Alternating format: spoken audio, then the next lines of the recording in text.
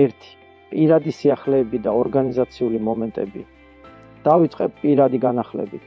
მე ოფიციალურად გადავედი საბერძნეთში, რათა სისხლის ხაზის მიხედვით მივიღო. მოქალაქეობა დედა ბერძენია, ბებია ბერძენია და დიდი ბაბუაც ბერძენი იყო. ეს საშუალებას მომცემს მივიღო ევროპული პასპორტი და თავისუფლად ვიმოძრაო მთელი ევროპის მასშტაბით მიუხედავად სიტუაციისა საქართველოში. ახლა მთავარი საკითხი ინტერნეტია. საბერძნეთში კავშირი ჯერ სუსტია. Zoom-ის შეხვედრას ეყოს, მაგრამ დიდი მარათონის გასამართად სიმძლავრე არ არის საკმარისი.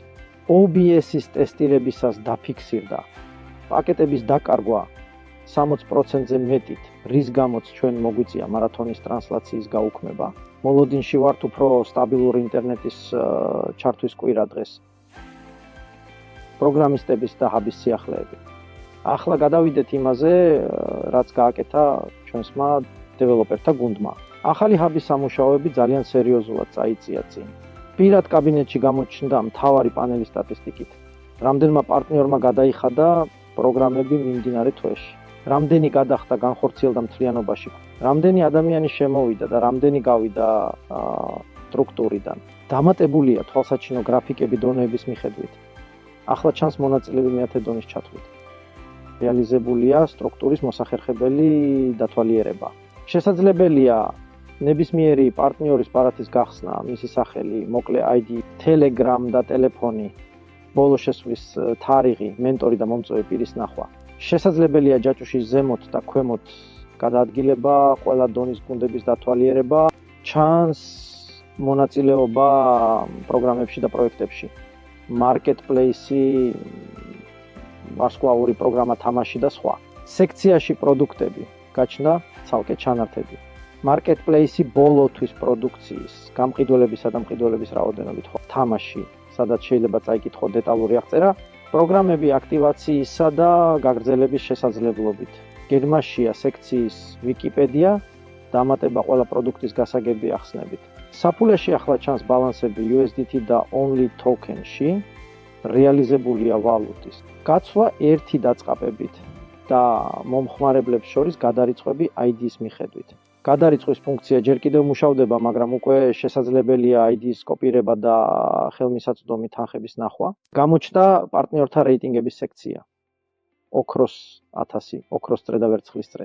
მომავალში დაემატება ენის მხარდაჭერა, მათ შორის ქართული. სექციები, პარამეტრები და მხარდაჭერა დასრულების ბოლო ეტაპზეა. თამაშები და შიდა ეკოსისტემა.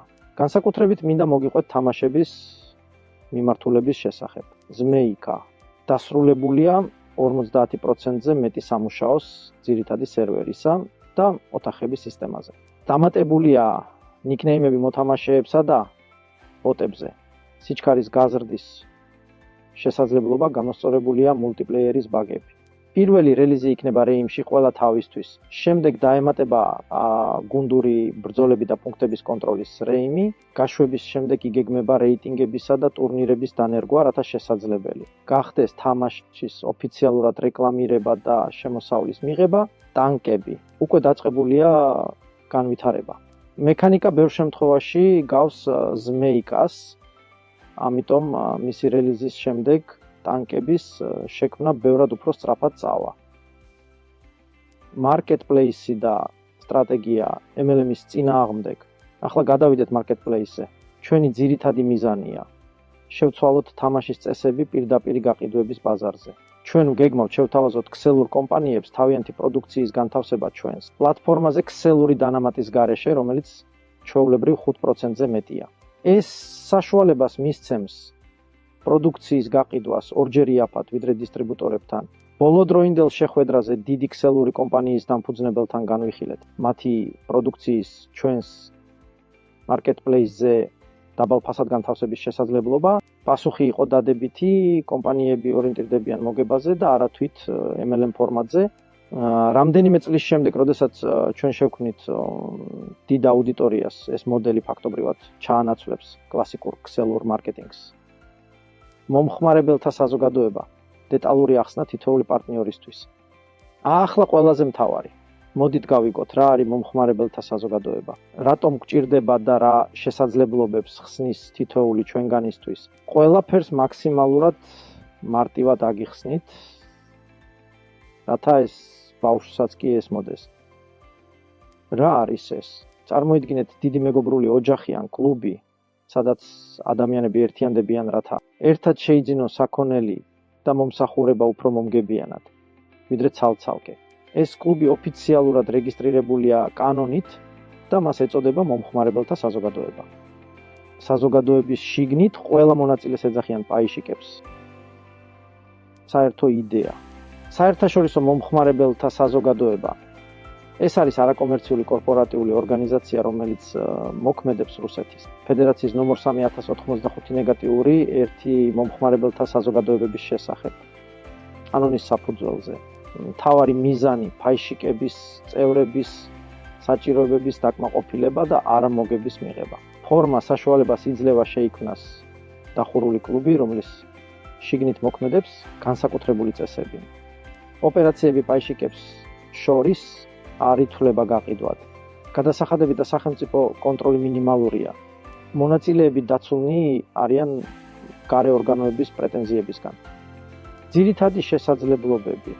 დოკუმენტი ჩამოთვლის 35 უპირატესობას, რომელთაგან მთავარი თემების მიხედვით არის დაჯგუფებული. ქონების დაცვა და საგადასახადო შეღავათები. ქონების დაცვა საზოგადოების ქონება ვერ იქნება ამოღებული პაიშიკების ვალების გამო. ნულოვანი საგადასახადო განაკვეთი, სააქციო შენატანები და მათი დაბრუნება არ ითვლება შემოსავლებად. არ არსებობს ფიზიკური პირების შემოსავლის გადასახადი და მოგების გადასახადი. არ არის საჭირო დადასტურდეს თანხების წარმომავლობა, რომლებიც შეტანილია სააქციო ფონდში. სტრუქტურის მოქნილობა. დახურული კლუბი სახელმწიფოს არ აქვს უფლება ჩაერიოს საზოგადოების საქმიანობაში, არ ყავს შრომითი ხელშეკრულების თანამშრომლები. არ არსებობს ხელფასის გადასახადები, ანგარიშგება ნულოვანია, სააქციო ფონდს არ აქვს ლიმიტი, შენატანების ოდენობა თავისუფალია. შესაძლებელია ასოცირებული კომპანიების შექმნა 100%-იანი მონაწილეობით და აქტივების შენარჩუნება საზოგადოების ბალანსზე. ქონების განკარგვა. ბენეფიტების გადანაწილება კოოპერატივის შიგნით არ ითვლება გაყიდვად. შესაძლებელია გაქრობა, როგორც ფიზიკური პირი, შესყიდვები და გადახდები. მიმდინარეობს საერთაშორისო მომხმარებელთა საზოგადოების მეშვეობით. კოოპერატიული ნაკვეთების შექმნა ცალკე იურიდიული რეგისტრაციის გარეშე. განუყოფელი ფონდი, ქონება არ იყოფა წილადებად და არ ექვემდებარება ამოღებას გაკოტრების შემთხვევაში. ფინანსური ოპერაციები, პაიშიკებისგან სესხის მიღება ლიცენზიების გარეშე. საგარეო ეკონომიკური საქმიანობის განხორციელება, კონსიგნაციის შესაძლებლობა, საქონლის შენახვა და რეალიზაცია მფლობელობის შენარჩუნებით, მუშაობის პრინციპები, წევრობა, შეღწევა მხოლოდ განაცხადის საფუძველზე, გადაწყვეტილებას იღებს საბჭო. სააქციო შენატანი, ქონებრივი წილიფული ნივთები, უფლებები, რომელიც შეიძლება დაბრუნდეს გამოსვლისას. მოგება არ ნაწილდება პაიშიკებს შორის. ყველა შემოსავალი რჩება იურიდიულ პირს და ხმარდება საზოგადოების მიზნებს. ურთიერთდახმარება ბიზნესის ნაცვლად. საზოგადოების შიგნით შესაძლებელია საქონლისა და მომსახურების გადახდა, მაგრამ ეს არ ითვლება კომერციულ საქმიანობად, პრაქტიკული გამოყენება.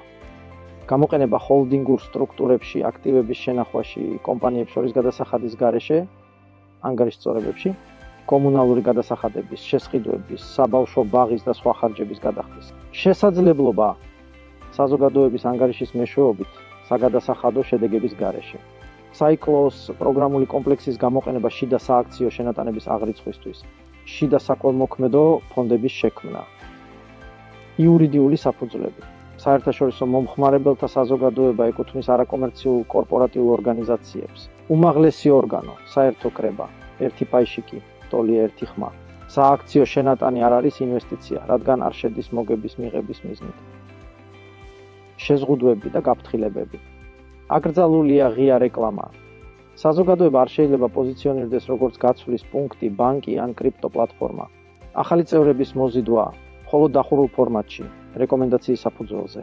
წესების დარღვევამ შეიძლება გამოიწვიოს ცენტრალური ბანკის, ფედერალური საგადასახადო სამსახურის და ფინანსური მონიტორინგის ინტერესი. ძირითადი დასკვნები. საერთაშორისო მომხმარებელთა საზოგადოება ეს არის ლეგალური ინსტრუმენტი ადამიანებისა და კომპანიების გაერთიანებისთვის, რომელიც საშუალებას იძლევა უსაფრთხოდ გადაირიცხოს რესურსები. ეს არ არის ბიზნესი კლასიკურ გაგებაში, არამედ ურთიერთდახმარების მექანიზმი მინიმალური გადასახადებითა და კონტროლით. ეფექტურია აქტივების დაცვისთვის, შიდა ბაზრებისა და ფინანსური სქემების შექმნისთვის, თუმცა მოითხოვს დახურული ფორმატის მკაცრ დაცვას. მარკეტინგი და ცივი ზარები. პროდუქტების გასავრცელებლად ჩვენ ვამზადებთ მასშტაბურ მარკეტინგულ კამპანიას. უკვე შეკვეთილია გაყიდვების წიგნი და ცივი ზარების სკრიპტები. ბიუჯეტი შემცირდა $2000-დან დაახლოებით $1000-მდე. სკრიპტები მუშავდება. ინვესტიციების ნაცვლად აქცენტი კეთდება პროგრამებზე მარათონი და SEIP. ზარების გაშვება იგეგმება სექტემბრის ბოლოს, ოქტომბრის დასაწყისში. შემდეგი ეტაპი, ცალკე სცენარი კომპანიებზე ზარებისთვის, შემოთავაზებით შევიდნენ მომხმარებელთან. საზოგადოებაში, რათა მიიღონ საგადასახადო შეღავათები და დამატებითი შემოსავალი, უახლოესი ნაბიჯები. საბერძნეთში სტაბილური ინტერნეტის ჩართვის დასრულება, მარათონებისა და მრავალ სტრიმინგის აღსადგენად. ახალი ჰაბის დასრულება, პარამეტრების და მხარდაჭერის სექციების დასრულება. ანალიტიკის გაუმჯობესება, ვიკი სექციის დამატება და თარგმანების გამართვა. თამაშის ზმეიკა გაშვება რეიტინგებითა და ტურნირებით, რის შემდეგაც ტანკების განვითარება დაჩქარდება. მარკეტპლეისის ინტეგრირება ჰაბში და მასშტაბირებისთვის მომზადება, ფინანსების შეგროვების ორგანიზება მომხმარებელთა საზოგადოებაში შესასვლელად თითოეული პარტნიორისგან $20 შენატანი 500,000 რუბლის გადასახდელად და ასევე თითოეული წევრისთვის €10 პაის შენატანი. კოოპერატივის პროდუქტების გაშვება, სერტიფიკატები, DCB ბარათები და ავტომობილების შესყიდვის პროგრამა. ცივი ზარების, სკრიპტების შემუშავებისა და ტესტირების დასრულება და პარტნიორებისა და კომპანიების მასობრივი დარეკვის დაწყება.